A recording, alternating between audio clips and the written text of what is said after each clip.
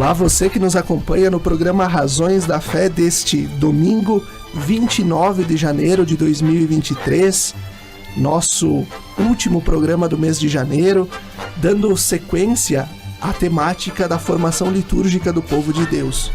Saudamos você que nos acompanha pela Rádio Miriam Caravaggio, FM 95.7, no primeiro horário das 7 às 8 da manhã, também a reprise das 10 às 11 da noite, no Spotify da Rádio Miriam a partir das 9 da manhã e também no YouTube e Facebook da Diocese de Caxias, sempre às 8h30 da noite de domingo, e nas segundas-feiras à noite pela TV Serra, canal 526 da NET.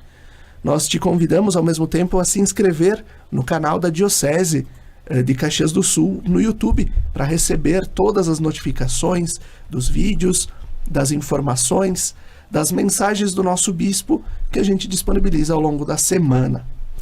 Hoje o nosso tema dá continuidade à formação litúrgica do povo de Deus.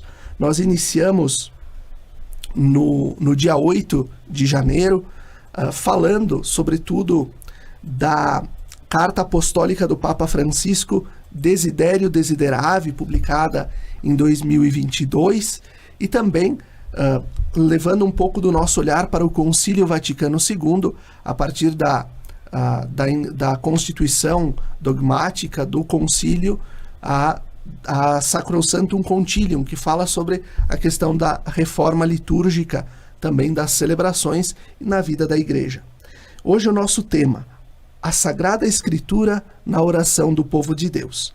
E nós temos como convidada a Fabiane Paza, que é graduada em Psicologia e também mestra em Teologia pela Pontifícia Universidade Católica do Rio Grande do Sul, assessora de diversos cursos, encontros e formações nas paróquias e comunidades da Diocese de Caxias do Sul e coordenadora da Pastoral Litúrgica na Catedral Diocesana Santa Teresa d'Ávila, em Caxias.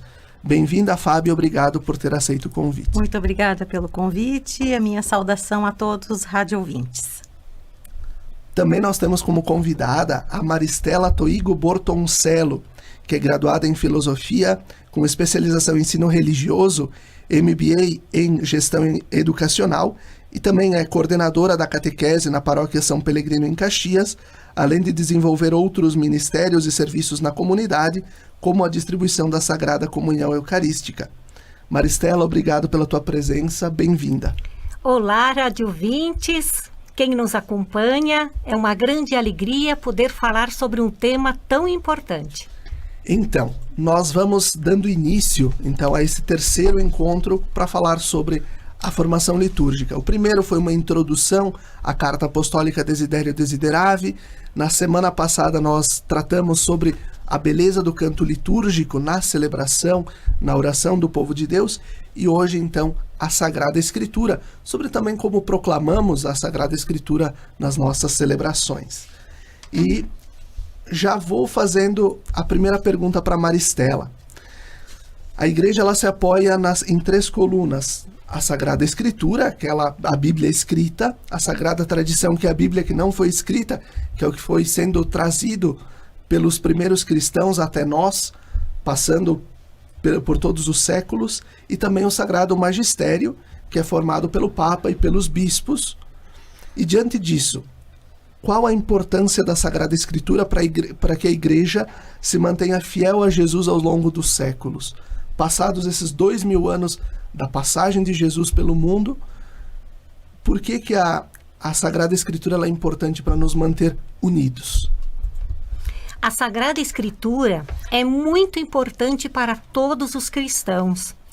Quem exerce liderança, principalmente nas comunidades, e aqueles que estão fazendo uma iniciação de caminhada de fé à vida cristã. Já pensou se não tivéssemos uma palavra a seguir? Não teria um norte. Se não tiríamos esse norte, o que seria de nós cristãos?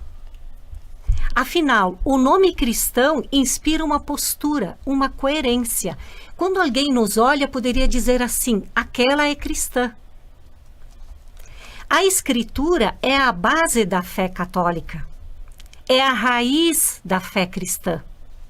Nos ajuda a compreender os mistérios da história da revelação, os mistérios de Deus e o lugar do homem como horizonte desta revelação. São Paulo, na segunda carta a Timóteo, ele diz o seguinte: a Sagrada Escritura é o sustento de nossa fé. Toda Escritura é inspirada. Ela é útil para ensinar, para argumentar, para corrigir, para educar conforme a justiça. Dei Verbum diz: toda a pregação eclesiástica, como a própria religião cristã, deve ser alimentada e regida pela Sagrada Escritura. E Santo Agostinho nos fala que ignorar as Escrituras é ignorar a Cristo. Bento XVI, o lugar originário da interpretação da Escritura é na vida da Igreja. E São Jerônimo, que escreveu a Bíblia, nos diz o seguinte: ler a Sagrada Escritura à nossa maneira, com um olhar meramente humano, corremos o risco de encontrar demasiadas portas fechadas e cairmos facilmente no erro.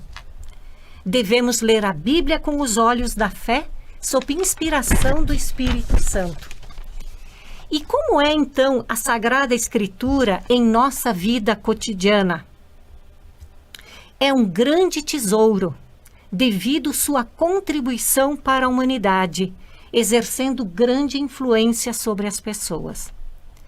E na vida da Igreja, como ela é? Ajuda-nos a compreender os mistérios da história da salvação, os mistérios de Deus e o lugar do homem neste horizonte. Na carta de São Paulo, nos fala o seguinte: toda a Escritura é inspirada por Deus, útil para o ensino, para a repreensão, para a correção, para a educação na justiça, a fim de que o homem de Deus seja perfeito e perfeitamente habilitado para toda boa obra. Então, a essência da Sagrada Escritura está nos acontecimentos, nos fatos concretos, nos acontecimentos salvíficos, das intervenções divinas, que ao longo da história foram testemunhadas pelas primeiras comunidades cristãs, graças à tradição oral, que essa tradição chegou até nós. Procuremos então dar um espaço especial à Sagrada Escritura, descobrir qual é o lugar desta Sagrada Escritura em nossa vida, colocando-a em prática, para que ela nos ajude a nos converter e quanto mais nós olharmos para Jesus, nessa caminhada, da gente ver a nossa coerência entre o fazer e o ser. Essa é a missão do cristão, ser luz de Jesus. E destaco aqui 3 fios condutores da Sagrada Escritura. O primeiro fio condutor: Escritura e tradição estão intimamente unidos e compenetrados, tendem a um mesmo fim. O segundo fio condutor une 2 pedras angulares: a teologia da Palavra de Deus, a inspiração e a hermenêutica. E o terceiro fio condutor se entrelaça a Bíblia e a vida. A Palavra de Deus se torna um apoio vigoroso da Igreja, solidez da fé para os filhos da Igreja, alimento da alma, fonte perene de vida espiritual. Dei Verbum destaca o apelo ao estudo, à leitura da Bíblia, para que ela seja a alma da pregação pastoral, catequética, da homilia, da teologia, da oração, para que possa acontecer um diálogo entre Deus e o homem. Então, a Escritura, a tradição e o magistério estão interconectados. A carta aos Hebreus mostra que a mensagem do Evangelho é única em todo o tempo.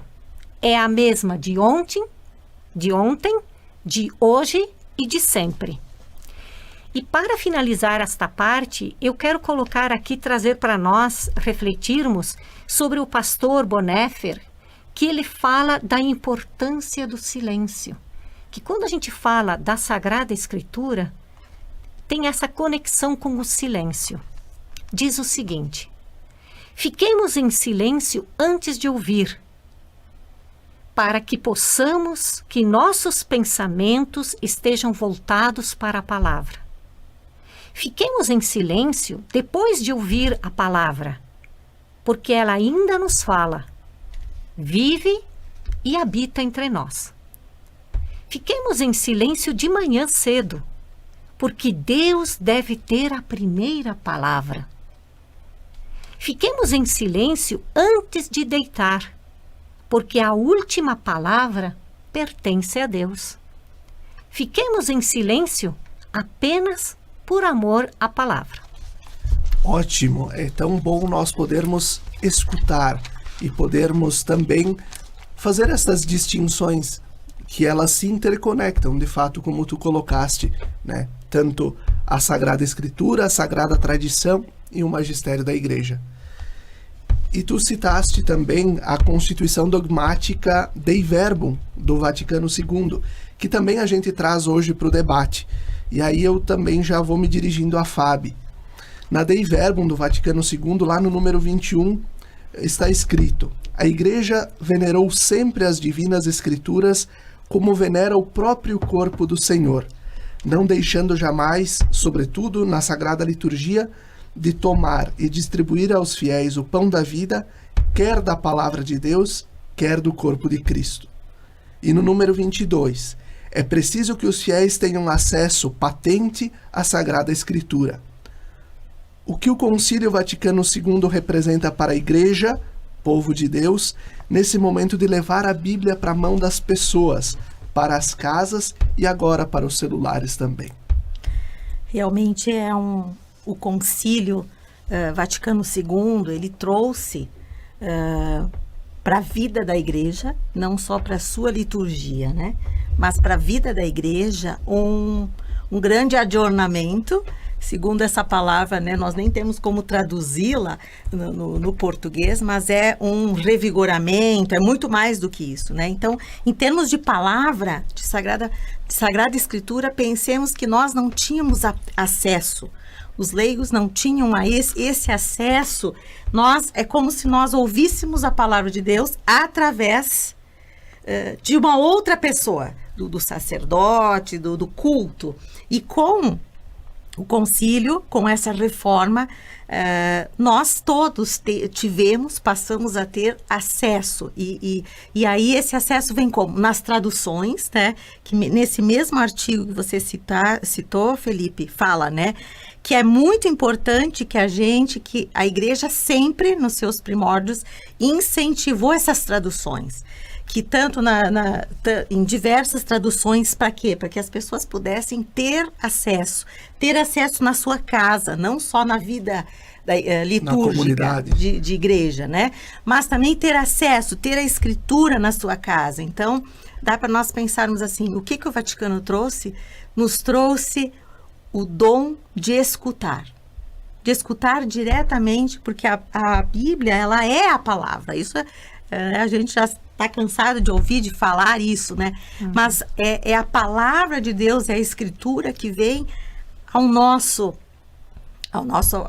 alcance. Para quê? Para que nós possamos, a partir daí, conduzir a nossa vida de cristão, né? Nós não podemos dizer que hoje nós não sabemos o que Cristo fez. Não podemos dizer que não sabemos, né? Tanto a questão do Antigo Testamento, de entender o Antigo Testamento, e por isso na Bíblia, na própria liturgia, existe a primeira leitura na liturgia, que é do Antigo Testamento. Tudo tem um significado, um porquê, que acredito que no decorrer dos blocos a gente vai também, né, refletir isso. Então, o que eu posso te dizer é isso. O que o Vaticano II trouxe, em termos de Sagrada Escritura, é esse contato, essa condição de nós podermos ouvir diretamente do Senhor que nos fala diariamente. né? E também a gente pode levar em conta que talvez esse termo não seja o mais correto, mas a democratização da palavra de Deus, quando a palavra de Deus pôde ir para a nossa casa, pôde ir agora para os celulares, para os aplicativos, enfim, isso vai nos ajudando a criar uma consciência de quem nós somos. E de pertença, né, Felipe? Uma consciência de que nós pertencemos ao povo de Deus, nós somos os filhos, nós somos os herdeiros desse Deus que veio a nós. Então, não aquela escritura distante, mas aquela escritura que conduz e que é o eixo para a nossa fé, para a nossa vida, né? Perfeito. E assim nós vamos concluir o primeiro bloco do nosso programa Razões da Fé deste domingo, 29 de janeiro. Fique conosco, até daqui a pouquinho.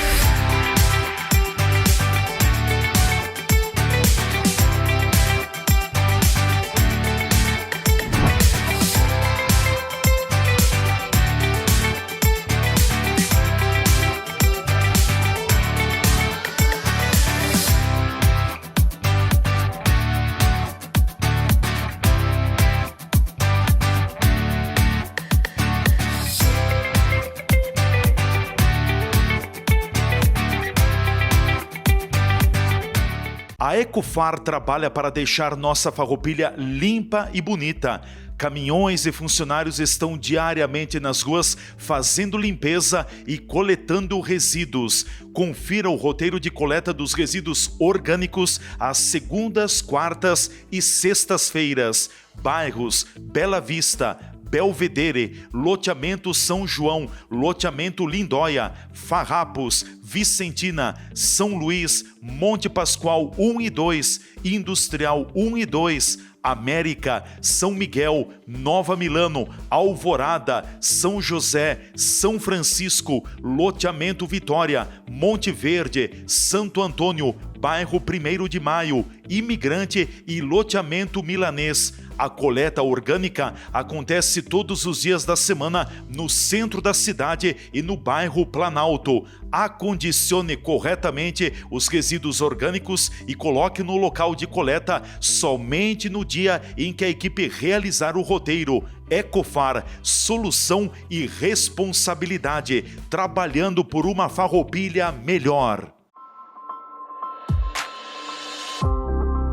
Conheça o Círculo Operário de Farroupilha. Estamos presentes na vida dos farroupilhenses desde 1945, com uma associação beneficente de caráter assistencial, sociocultural e sem fins econômicos. Nosso foco está na área da saúde e bem-estar. Para você, o Círculo reserva um plano de benefícios incríveis.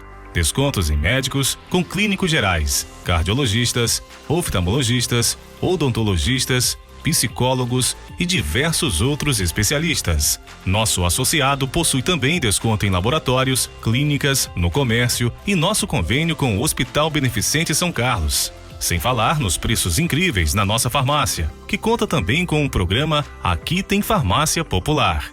Além desses benefícios, o Círculo Operário, em sua sede, possui clínico geral,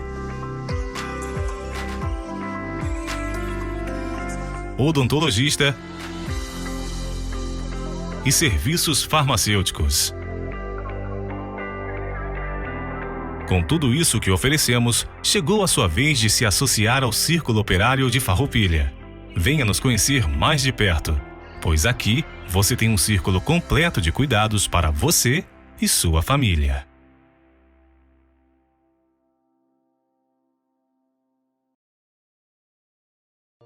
Lembrai-vos, ó Puríssima Virgem Maria, que jamais se tem ouvido que deixasseis de socorrer e consolar a quem vos invocou. implorando a vossa proteção e assistência. Assim, pois, animado com igual confiança, como a Mãe Amantíssima, ó Virgem das Virgens, a vós recorro, de vós me valho, gemendo sob o peso de meus pecados, humildemente me prostro a vossos pés. Não rejeiteis as minhas súplicas, ó Virgem de Caravaggio, mas dignai-vos de as ouvir propícia e de me alcançar a graça que vos peço. Amém.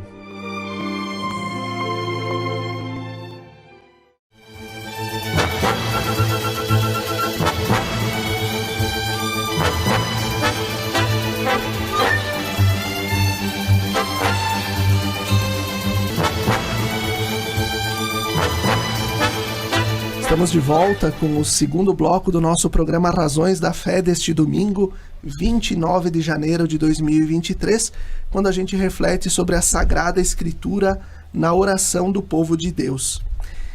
Hoje nós temos como convidadas a Fabiane Paza, que é psicóloga, mestra em teologia e também trabalha na questão da liturgia da Catedral Diocesana em Caxias, a Maristela Toigo, que é filósofa, com especialização em ensino religioso, e também coordena a catequese lá na paróquia de São Pelegrino, em Caxias.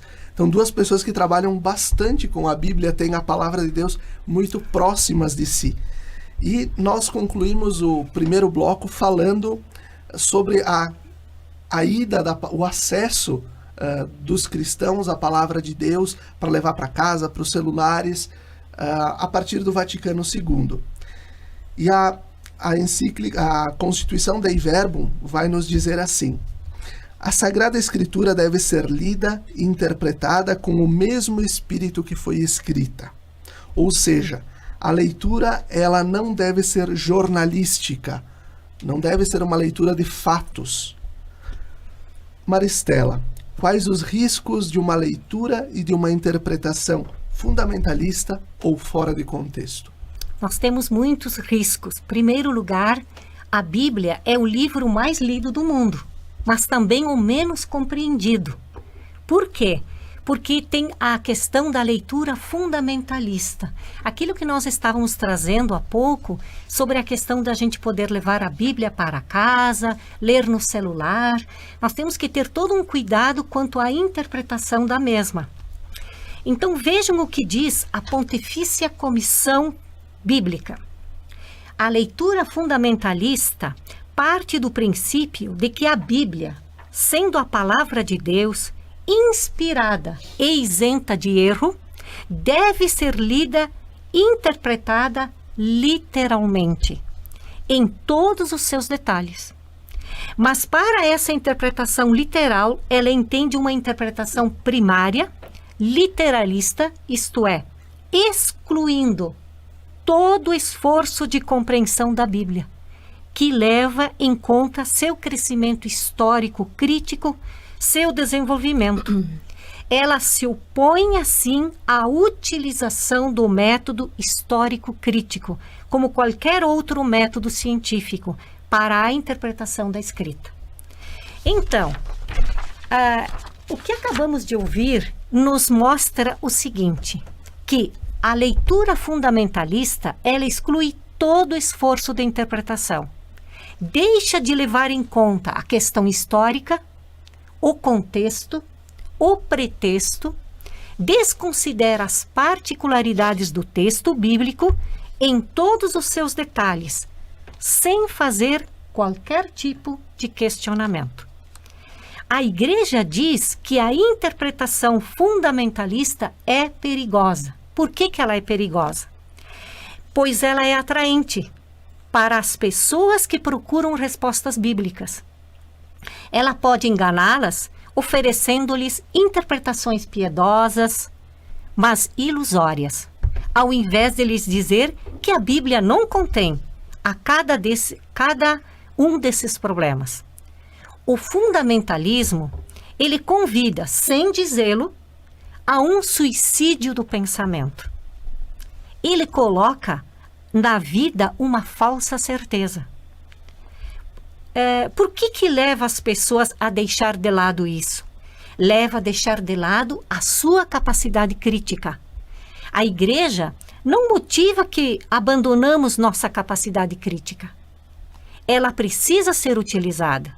Ela precisa agir na hora de interpretar a Bíblia. Porque tem muitas particularidades, especificidades do momento histórico. É necessário levar em consideração a época em que esse texto foi escrito, com os problemas próprios do tempo e do momento. Quando esse texto foi escrito? Como esse texto foi escrito? Quais foram os recursos utilizados para que esse texto foi escrito? E dependendo de como utilizamos a Bíblia, poderemos justificar muita coisa. Quero trazer aqui uma carta que um ouvinte dos Estados Unidos escutava de uma locutora chamada Laura. Ela dava respostas a textos bíblicos quando as pessoas tinham dúvidas. E aí ele resolveu escrever uma carta para perguntar para ela sobre as dúvidas que ele tinha na questão da interpretação do texto. Vejam. Primeira, gostaria de vender minha filha como serva, tal como indica o livro do Êxodo, capítulo 21, versículo 7. Nos tempos em que vivemos, na sua opinião, qual seria o preço adequado? 2. O livro do Levítico, capítulo 25, versículo 44. Estabelece que posso possuir escravos, tanto homens quanto mulheres, desde que sejam adquiridos de países vizinhos. Um amigo meu afirma que isso só se explica aos mexicanos, mas não aos canadenses. Será que a senhora poderia esclarecer esse ponto? Por que não possuir escravos canadenses? Terceiro, tem um vizinho que insiste em trabalhar no sábado. O livro do Êxodo, capítulo 35, versículo 2, diz claramente: estabelece que quem trabalha nos sábados deve receber a pena de morte. Isso quer dizer que eu, pessoalmente, sou obrigado a matá-lo? Será que a senhora poderia, de alguma maneira, aliviar-me dessa obrigação aborrecida? Quarto, no livro do Levítico, capítulo 21, versículos 18 a 21, está estabelecido que uma pessoa não poderá se aproximar do altar de Deus se estiver com algum defeito de vista. Preciso confessar que eu preciso de óculos para ver. Minha acuidade visual tem de ser 100% para que eu me aproxime do altar de Deus? Será que se pode abandonar um pouco dessa exigência? E última. A maioria dos meus amigos, homens, tem o cabelo bem cortado, muito embora isto esteja claramente proibido em Levítico, capítulo 19, versículo 27. Como é que eles devem morrer? Percebemos o teor dessa carta, não é mesmo? É o fundamentalismo na prática. Na prática. E ela trouxe aqui, acredito que essa locutora teve dificuldades de respondê-la. E trouxe aqui elementos muito importantes para a gente poder aprender de como se utiliza a Bíblia. Porque nós não podemos tomar a Bíblia e ler jornalisticamente, como você falou antes, tirando do seu contexto, tirando do seu pretexto, sem interpretar as particularidades do texto. Senão poderíamos justificar muita coisa, como, por exemplo, a pena de morte, a escravidão, o racismo, o domínio sobre a natureza que está em Gênesis capítulo 1, ou a guerra no livro de Josué, e muitos outros tipos de problemas podemos justificar. Então, como é importante e contextualizar o texto? E nós não podemos simplesmente, ao nosso belo prazer, interpretar do jeito que a gente quer. A Bíblia, ela não tinha intenção de falar sobre esses temas como nós falamos hoje. E de fato, e nós podemos utilizar a carta do Papa Francisco, a Desiderio Desideravi, sobre a formação litúrgica do povo de Deus, onde ele vai nos dizer o seguinte: cada gesto e cada palavra contém uma ação precisa, que é sempre nova porque encontra um instante sempre novo na nossa vida. Explico o que quero dizer com um exemplo simples. Ajoelhamo-nos para pedir perdão, para vergar o nosso orgulho, para entregar a Deus o nosso pranto, para suplicar uma intervenção sua, para lhe agradecer um dom recebido. É sempre o mesmo gesto que diz essencialmente o nosso ser pequeninos diante de Deus.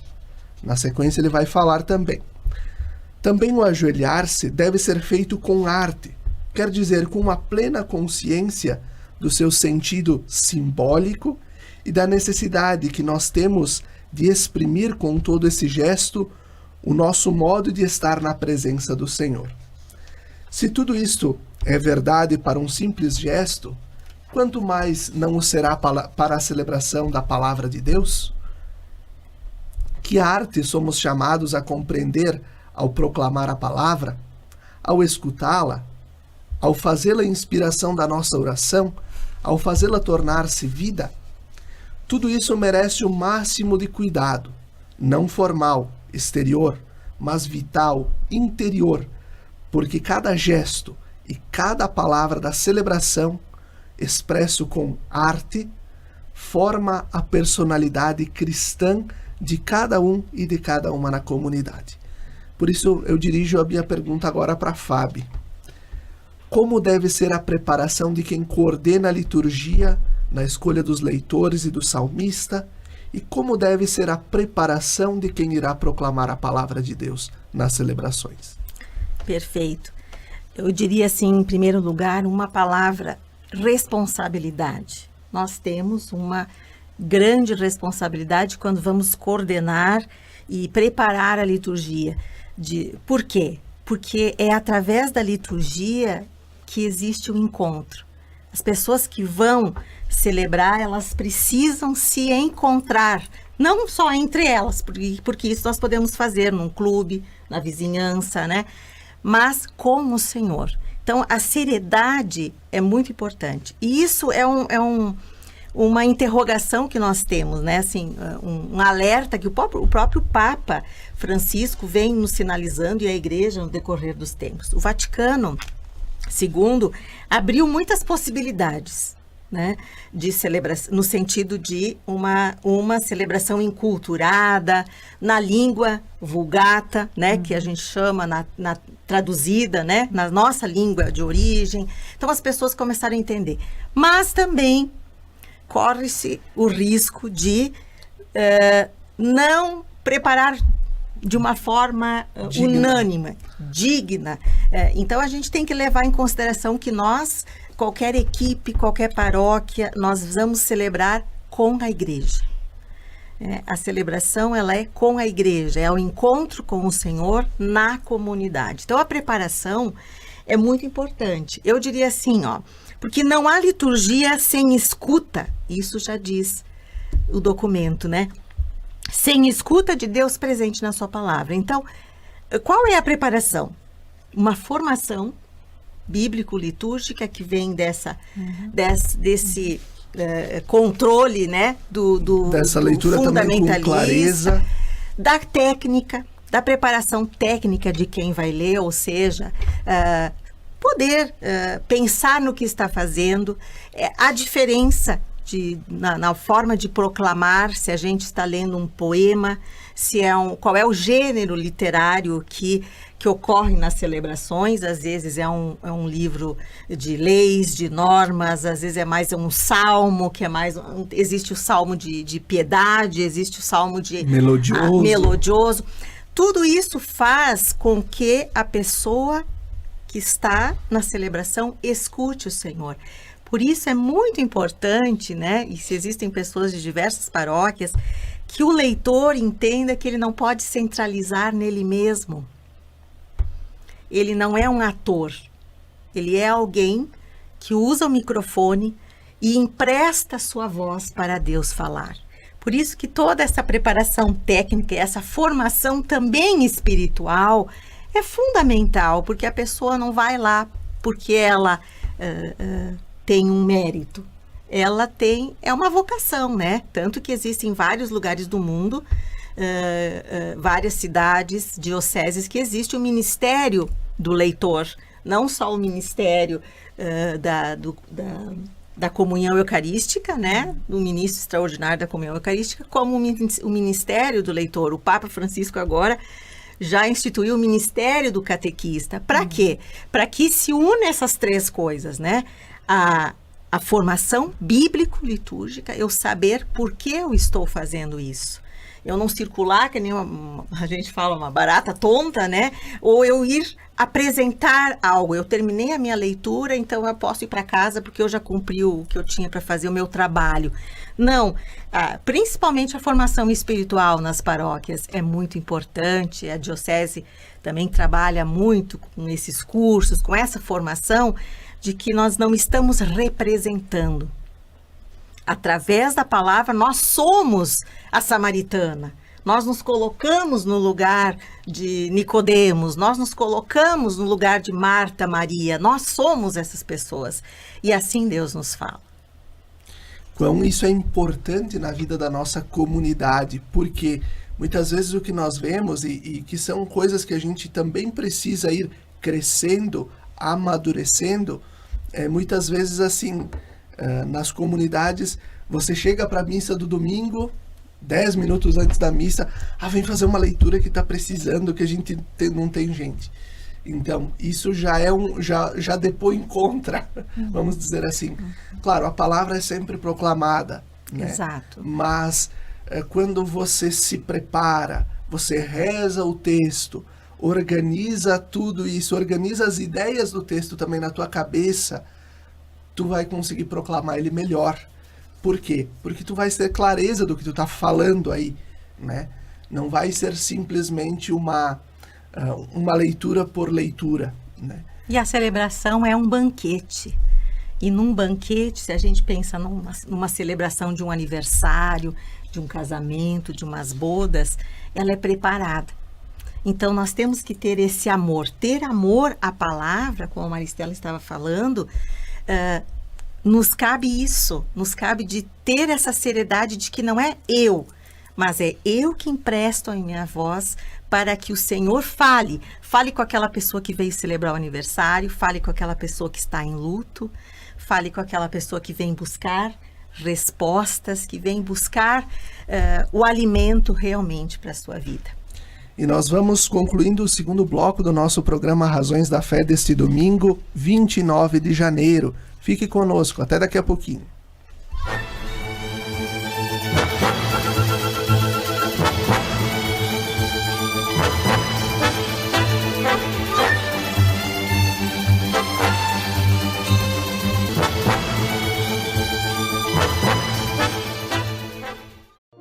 Lembrai-vos, ó Puríssima Virgem Maria, que jamais se tem ouvido que deixasseis de socorrer e consolar a quem vos invocou, implorando a vossa proteção e assistência. Assim, pois, animado com igual confiança, como a Mãe Amantíssima, ó Virgem das Virgens, a vós recorro, de vós me valho, gemendo sob o peso de meus pecados, humildemente me prostro a vossos pés. Não rejeiteis as minhas súplicas, ó Virgem de Caravaggio, mas dignai-vos de as ouvir propícia e de me alcançar a graça que vos peço. Amém.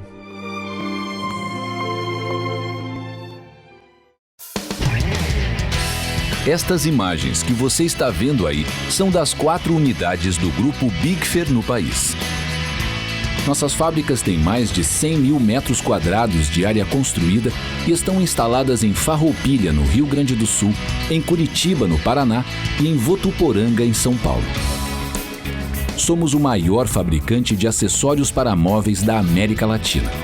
Produzimos mais de 10 mil itens que atendem aos mercados moveleiro, metal mecânico, linha branca, metais sanitários e supermercadista no Brasil e no exterior. Temos frota própria, o que agiliza a entrega dos produtos de nosso catálogo para clientes de todo o território nacional. Estamos andando no caminho certo.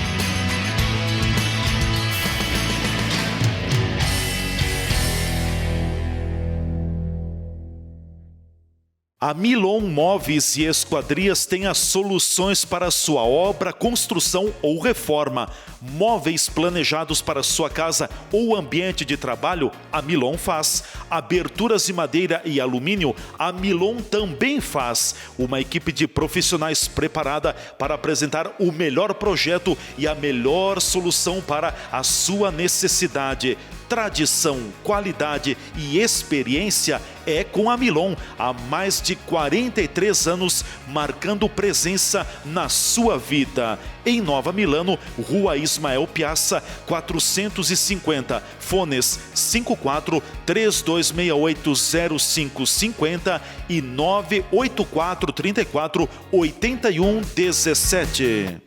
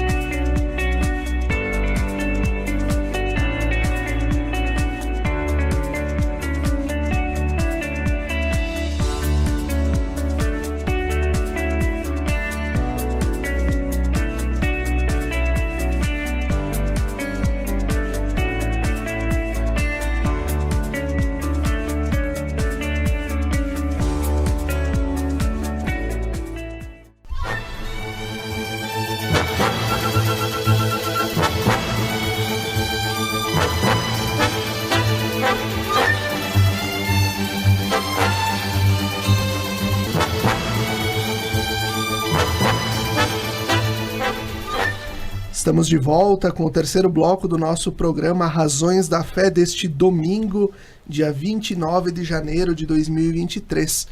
Hoje nós estamos refletindo sobre a Sagrada Escritura na oração do povo de Deus, com a Fabiane Paza, que é a nossa convidada, coordenadora da Pastoral Litúrgica na Catedral Diocesana, e com a Maristela Toigo, que coordena a catequese na Paróquia São Pelegrino, em Caxias.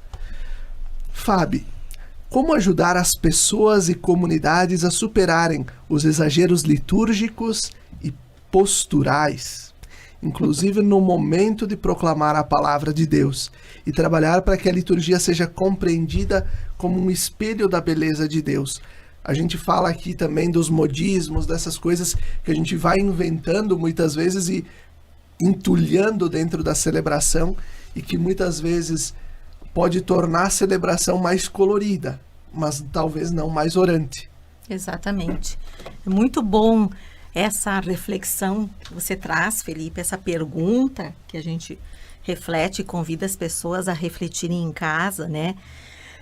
Porque nós falávamos no outro bloco, a Santa Missa, a celebração eucarística, ela é a comunhão da igreja. Então, esses modismos que nós falamos, ou esse excesso que hoje, né, se vem percebendo, e acredito que na história da igreja sempre teve essas situações, né? Meio cíclicas. Faz parte do ciclo, né? Mas, assim, em primeiro lugar, é quando falta formação. Isso não sou eu que estou dizendo, os documentos, o Papa Francisco, o Papa Bento, mais do que nunca também, né, sempre prezou pela liturgia. Então, e o concílio, a gente tem que entender o concílio, senão nós acabamos achando que o Concílio Vaticano II nos liberou para fazer tudo o que quisermos. Tinha um padre conhecido meu lá na Itália, que ele usava um termo em italiano, que ele queria dizer assim, é um excesso de criatividade, né? Então, hoje nós pensamos assim, que a missa bonita não necessariamente é a missa orante, a missa quase que lícita, né? A missa bonita é a missa rezada, bem rezada. É a missa com dignidade, é a missa profunda, é a missa, como diz a Lia Luft, às vezes eu vou em algumas, ela escreveu isso, né? Às vezes eu vou em algumas celebrações que quando termina, eu tenho vontade de sair e procurar uma outra igreja para rezar, para me encontrar com o Senhor. Então, a celebração bonita, em primeiro lugar, é aquela que proporciona as pessoas a se encontrarem com Jesus. Esse é o problema dos modismos e da rigidez, porque Jesus sai do centro. Então, em primeiro lugar, a falta de formação. Se nós entendermos passo a passo, e você me contou no intervalo que vai ser tida essa pauta, né? No próximo programa nós vamos falar sobre a missa parte por parte. Olha, já estou dando um spoiler, não percam! Porque é isso que faz a gente amar e entender o que a gente está fazendo. Então, ter essa formação, entender o que nós vamos fazer e colocar Jesus no centro. Então, uma missa, por exemplo, vamos usar um exemplo assim de bodas, de prata, uma missa aniversário do próprio padre, ou até mesmo do padroeiro, né? Corre-se o risco de endeusarmos, né? De colocarmos no centro o padroeiro, o aniversariante, o casal que está fazendo. E onde fica o Senhor? Então, se a gente olhar o missal romano, se a gente olhar os documentos da igreja, sempre vai nos conduzir a passo por passo nós sabermos o porquê vamos fazer. Porque, vamos supor assim, uma coisa que eu achei muito quando eu aprendi, né? Por que nós nos levantamos quando diz, anunciamos, Senhor, a vossa morte, proclamamos a sua ressurreição, vinde, Senhor Jesus. Porque a postura nós temos que estar de pé. É a postura do discípulo quando sabe que quando vai ver que o túmulo está vazio. O túmulo está vazio. Eu vou proclamar a ressurreição. Então, são coisas assim, tá? A pessoa quer ficar ajoelhada, ok, fica, não é nenhum pecado grave. Só que, quando a gente entende, e nós estamos falando disso, de celebrar, nós celebramos de uma forma mais profunda. Então, eu vou celebrar, sim, o aniversário da pessoa que está ali, ou o falecimento dela, mas sempre voltando para que o Senhor esteja no centro, né? Essa é a fundamental. Nós estávamos falando no intervalo de modismos, né? Uma vez era uma moda, muita moda, né? Vamos supor, fazer grandes teatros nas missas. Não que não tenha o seu espaço, né? Ou antes da celebração, ou após a celebração. Mas, quando pega uma moda, esse modismo nos leva a fazer com que isso se torne o normal. É como se fosse o novo normal. O novo normal é sempre ter teatro na teatro, hora do evangelho. Ou que seja na hora do evangelho, ou sei lá, é bonito alguém proclamar o evangelho no lugar do padre, então é o dia da criança, vamos colocar uma criança proclamar o evangelho no lugar do padre, né? Não, tem um momento, o lugar da criança ali na celebração, mas isso tem um porquê do sacerdote ou diácono, né? Proclamar o evangelho e não uma criança ou um leigo. Então, se a gente entende, a gente vai achar que a celebração tem a beleza que ela tem que ter. E a gente pode também recordar que a celebração, ela tem, né, além do missal, do missal que vai nos colocando também a questão, na introdução nós temos a instrução geral do missal romano, que vai nos falando do como nós celebramos, com as rúbricas, toda a questão da organização litúrgica, né, da celebração, e mesmo dos próprios livros que são utilizados, né? Muitas vezes a gente vê em algumas comunidades que o pessoal vai fazer a leitura direto da Bíblia, né? E aí nós não estamos em comunhão com a tradução oficial, que é, né, no Brasil, feita pela CNBB. Então, os livros que são utilizados na missa, são os lecionários.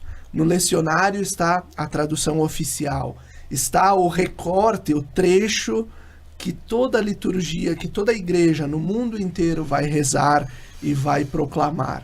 Seja o salmo, sejam as 2 leituras de domingo, seja a leitura semanal, o evangelho. Então nós temos, dos lecionários, nós temos 3. Né? O lecionário dominical com as liturgias de domingo, semanal com as liturgias da palavra da semana, e o santoral, que aí é dedicado às devoções dos santos e de Nossa Senhora.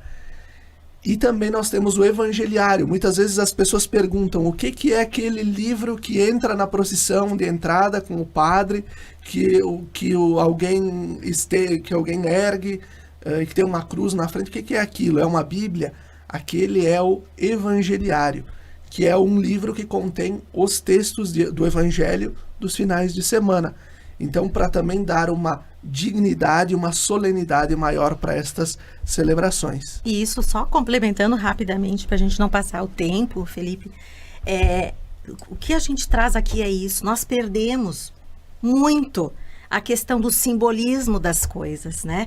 Nós, assim, talvez buscando uma simplificação das coisas, ou interpretando mal o concílio, a questão assim, eu leio de qualquer jeito, eu posso pegar lá um folheto, eu posso escrever à mão, eu copio. Não, tá bom, se a comunidade não tem, mas nós temos que voltar a valorizar o simbolismo dos nossos ritos, porque eles nos falam também, eles nos levam a uma intimidade. Por que o Sírio Pascal do lado da palavra no período da Páscoa?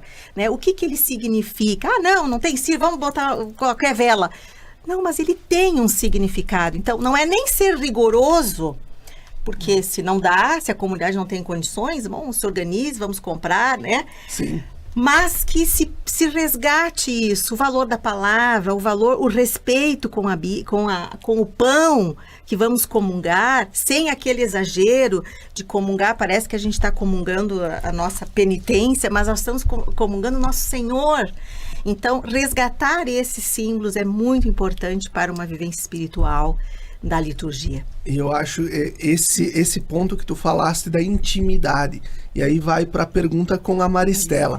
Né? Quando a gente também cria esta intimidade com Deus, nós, num programa passado que a Fábio participou, a gente falava da maturidade. A gente vai criando uma relação madura com Deus e nesse sentido também com a igreja, porque a gente vai compreendendo o que vai acontecendo na vida da igreja e a gente vai também assimilando, vai compreendendo os ritos, vai podendo também rezar melhor, rezar mais, rezar melhor. Maristela, como nós podemos nos tornar íntimos da Sagrada Escritura, nos tornarmos íntimos de Deus e do seu Evangelho, de Jesus Cristo e do seu Evangelho? Nós só podemos nos tornar íntimos naquilo que conhecemos.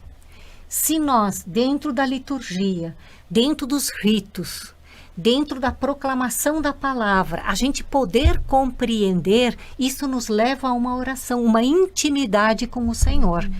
Então, conhecer e ser conhecido é intimidade com a palavra de Deus. Então, esse é o desafio que nós vamos lançar para que cada um tente perceber como é que está a nossa intimidade com o Senhor. A oração pessoal é um momento de intimidade, muito profunda, por sinal. A orar intimamente é estar a sós com Deus. É apresentar-se no secreto. Aquela passagem que dizia, feche a porta, fique no seu quarto, que ninguém te atrapalhe e fique a sós com Deus, né? Sem interferência externa. É fundamental destacar que é impossível ter intimidade com uma pessoa que a gente não deseja conhecê-la. Nós temos que querer. Eu quero conhecer. Eu quero tornar os ritos conhecidos para mim poder ter maior intimidade de oração. Então, é por meio da Sagrada Escritura que aprendemos como chegar na intimidade com o Senhor. E eu pergunto assim, para cada um de nós neste momento: você já orou hoje? Já tirou um tempo a sós com Deus? Precisamos persistir em oração.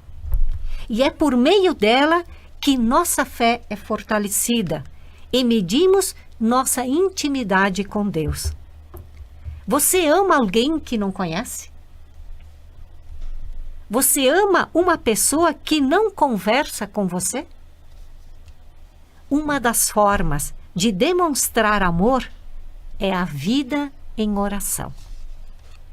Quando rezamos, eu diria assim, nós temos que fazer um exercício de a gente colocar qual é a vontade de Deus sobre a minha oração, sobre a minha vida, sobre o meu modo de ser, sobre o meu modo de fazer. Então, é muito importante a gente ter esta intimidade com o Senhor. Quanto mais a gente ora, mais intimidade, mais a gente se conhece. Isso é muito importante, porque quando a gente, de fato, vai criando esta intimidade com Ele, nós também vamos conseguindo compreender com muita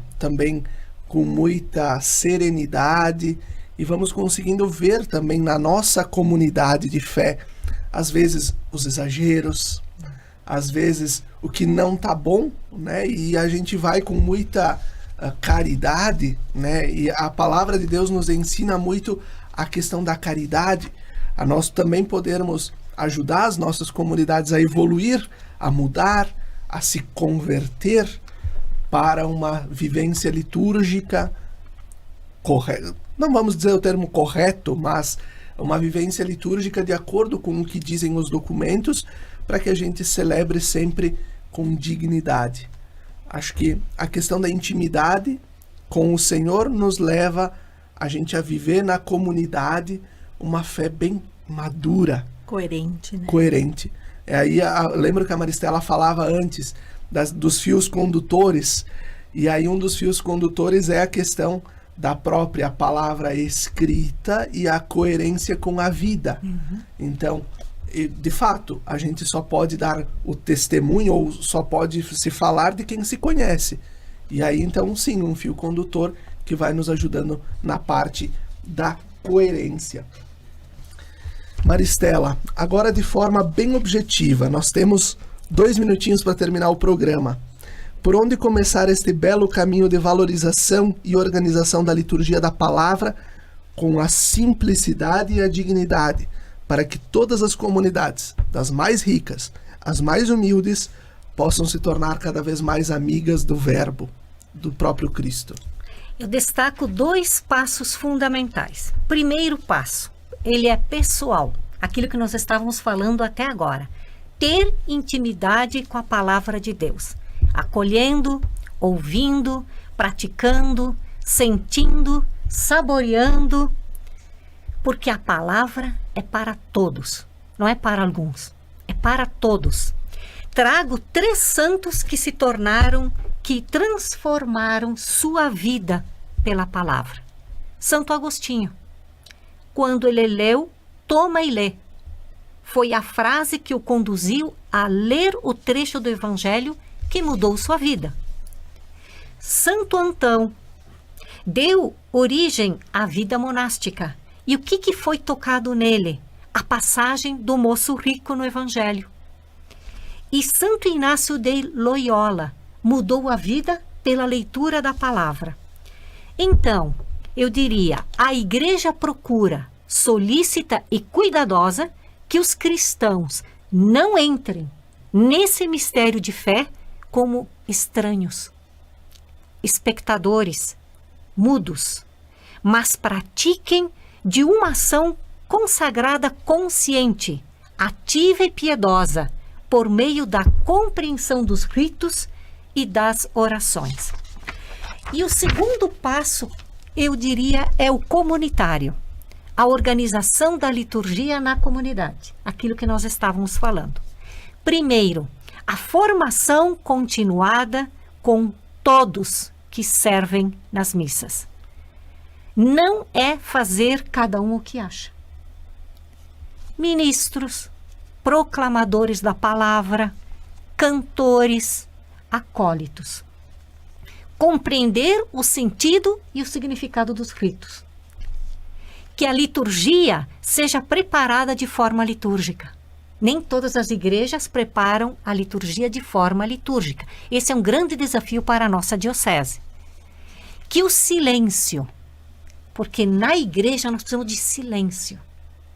Que o silêncio, a movimentação, a postura, a proclamação da palavra, os cantos, conduzam a um rito de reflexão, aprofundamento e oração. Estudo a leitura bíblica para compreendê-la. Como é que o povo vai compreender se ele não tem um estudo? E se for oferecido cursos, é muito custo. Tem pessoas que não têm acesso. Então, oferecer dentro das paróquias curso para a leitura bíblica. E com esses passos, eu diria, nós estaríamos num processo de caminhada. E esse processo ele deve acontecer em todas as comunidades, desde as mais ricas às mais humildes, não só algumas comunidades. Eu diria, isso levaria para um modo diferenciado de viver, de celebrar. Não ter medo de proclamar a verdade. Anunciar essa boa nova com alegria com todos aqueles que vão para a igreja, que eles se sintam chamados para fazer parte desta boa nova. Deus está neste processo sempre nos surpreendendo. Então cabe a nós poder fazer com que essas pessoas possam abraçar, possam celebrar e possam ter essa intimidade com a palavra de Deus. Que ótimo debate, que ótima participação de vocês, Maristela, Fábio. Obrigado pela presença de vocês neste domingo, dia 29 de janeiro. Obrigado ao Paulinho da técnica da Rádio Miriam, o Emanuel Rodrigues, o nosso seminarista que em tempos de férias está aqui gravando conosco. Até o próximo domingo, quando nós vamos falar sobre a missa parte por parte. Fiquem bem.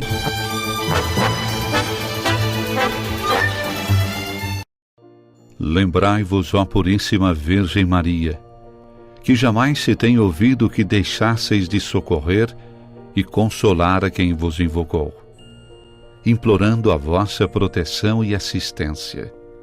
Assim, pois, animado com igual confiança, como a Mãe Amantíssima, ó Virgem das Virgens, a vós recorro, de vós me valho, gemendo sob o peso de meus pecados, humildemente me prostro a vossos pés. Não rejeiteis as minhas súplicas, ó Virgem de Caravaggio, mas dignai-vos de as ouvir propícia e de me alcançar a graça que vos peço. Amém.